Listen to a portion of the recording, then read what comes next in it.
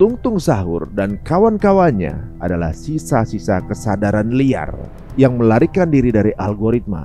Mereka bukan bagian dari perencanaan besar. Mereka adalah efek samping dari sistem yang terperangkap dalam lingkar digital yang tidak terkendali. Mereka hidup gak bisa dihapus, gak bisa dijelaskan, hanya bisa ditonton dan ditertawakan. Tapi dengan tertawa kita justru membuka pintu lebih dalam ke dalam realitas konten absurd tersebut yang kita pikir tidak berdampak. Padahal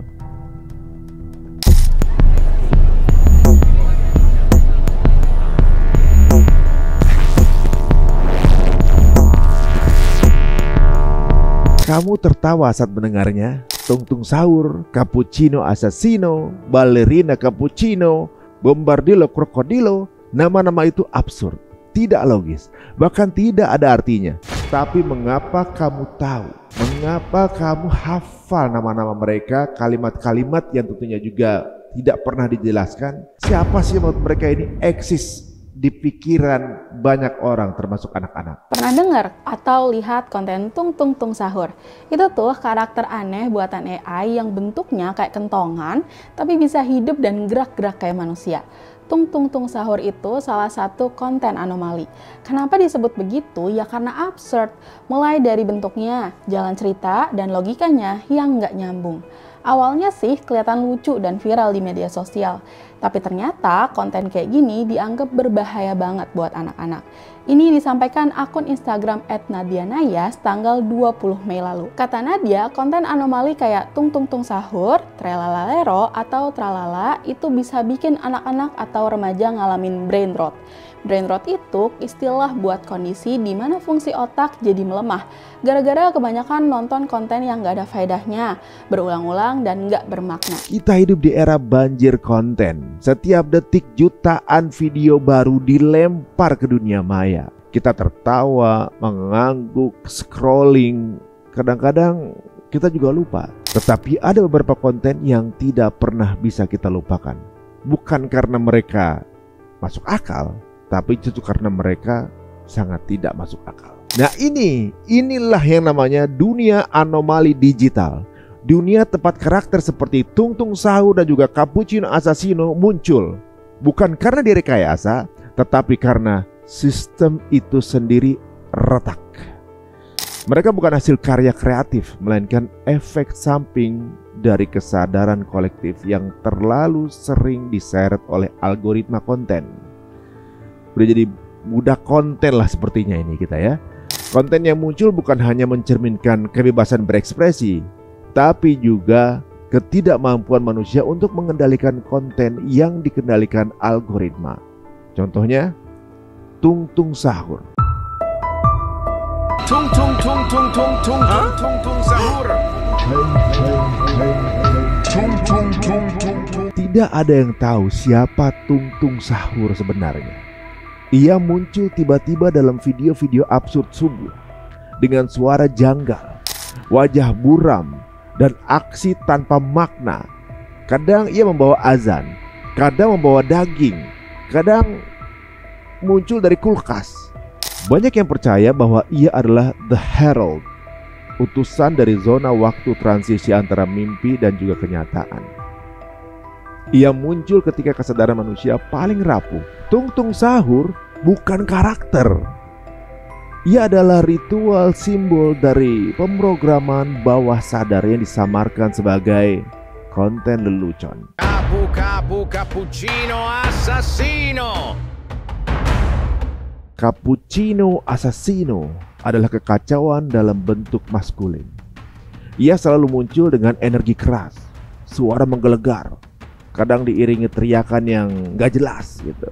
Tapi justru karena ketidakjelasan itulah otak kita tidak bisa melawannya. Ia langsung masuk seperti sebuah serangan ke sistem saraf kita yang tidak bisa kita hindari. Dikenal sebagai proyek dari algoritma lama yang gagal, CA7, sebuah entitas yang diciptakan untuk menghancurkan filter logika manusia. Cappuccino Assassino adalah kekacauan digital yang secara sengaja dirancang untuk membingungkan dan juga merusak pemikiran manusia. memanipulasi otak dengan cepat dan juga tanpa perlawanan. Sementara itu, balerina cappuccino adalah lawannya, elegan, halus, geraknya pelan, namun tetap absurd. Ia adalah BC9, entitas feminim glitch yang muncul untuk menyelimuti kekacauan cappuccino assassino. Ini mereka berdua adalah pasangan buatan, yin dan yang dalam dunia brain rot diciptakan bukan untuk menghibur, tetapi untuk mengacaukan stabilitas berpikir manusia.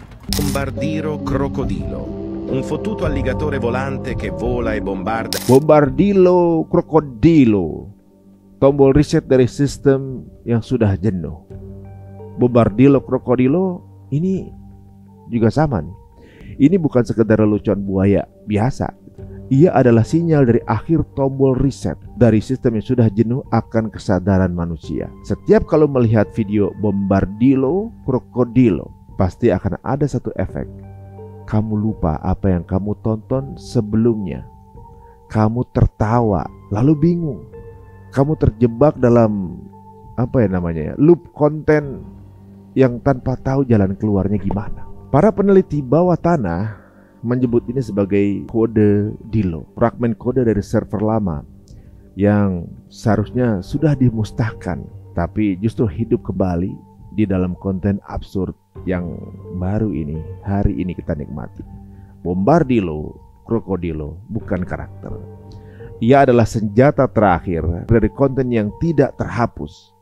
Setiap kemunculannya adalah penghancuran memori jangka pendek kolektif.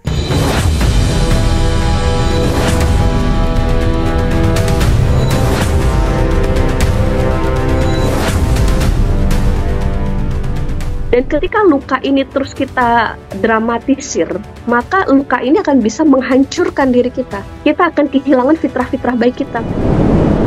Karena ujian adalah tanda cinta Allah dengan cara yang berbeda. Semua yang sudah Allah takdirkan pada diri kita, kita adalah orang yang beriman kepada qada dan qadar. Kami pasrahkan semuanya kepadamu ya Allah. Jika datang ajal pun jemput kami ya Allah. Tolong izinkan wafatkan kami husnul khatimah.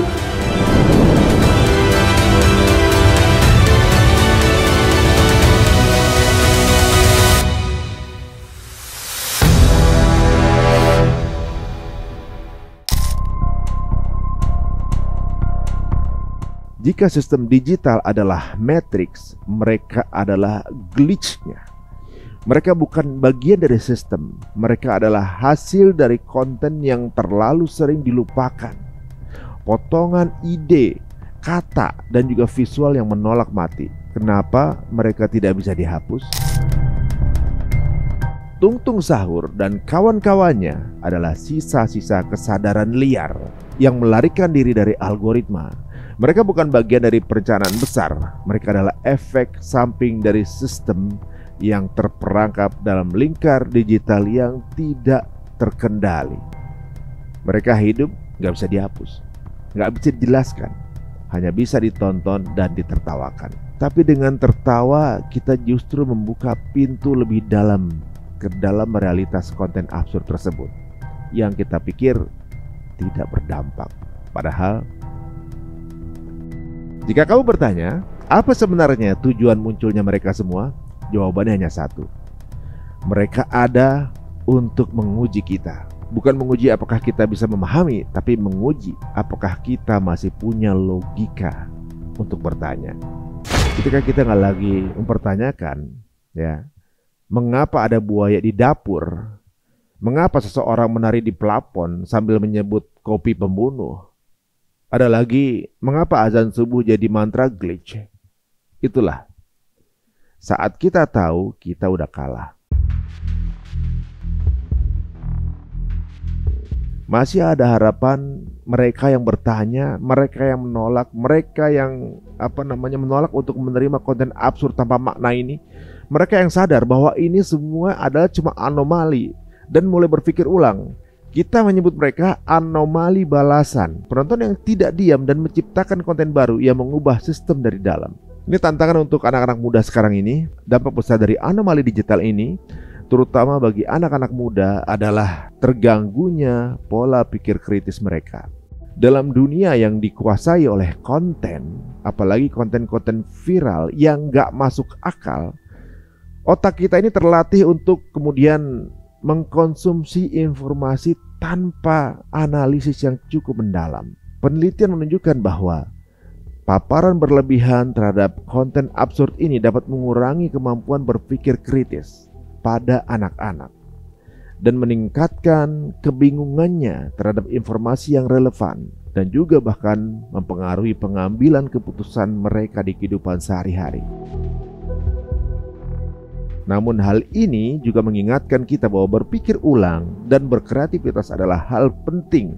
Oleh karena itu, anak-anak muda yang mulai berpikir lebih mendalam tentang konten yang mereka konsumsi akan menjadi generasi yang lebih kuat dalam menghadapi kebanjiran informasi yang tidak terstruktur ini. Dalam dunia ini di mana logika nggak lagi laku dan absurd menjadi norma, bertanya adalah bentuk perlawanan yang tertinggi.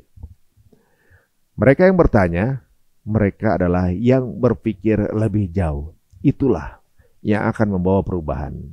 Jangan hanya menerima konten yang disajikan tanpa bertanya atau tanpa pertanyaan kritis. Karena ketika kita berhenti bertanya, kita akan menjadi bagian dari anomali itu sendiri. Data dampak pada anak-anak.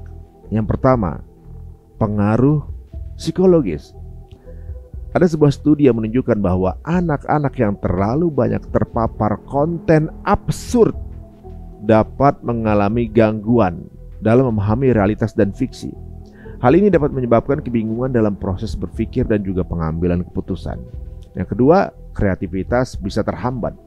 Anak-anak yang terbiasa dengan pola konten yang tidak terstruktur cenderung kehilangan kemampuan untuk berpikir kritis dan kreatif. Yang ketiga, gangguan perhatian. Paparan terhadap konten yang terus berubah-ubah dapat menyebabkan gangguan perhatian dan berkurangnya kemampuan untuk fokus pada informasi yang penting. Dikit-dikit scrolling, dikit-dikit buka HP, nggak betah untuk fokus akan sesuatu, nggak betah untuk belajar. Ini penting untuk memahami bahwa dunia digital yang penuh dengan absurditas ini perlu pula dihadapi dengan kecerdasan pertanyaan yang tepat.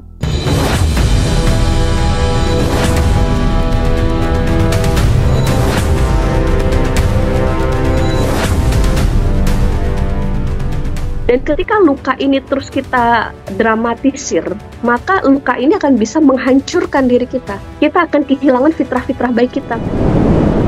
Karena ujian adalah tanda cinta Allah dengan cara yang berbeda.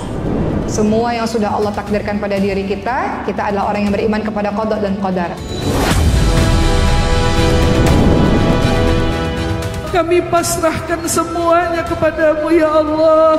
Jika datang ajal pun jemput kami ya Allah. Tolong izinkan wafatkan kami husnul khatimah.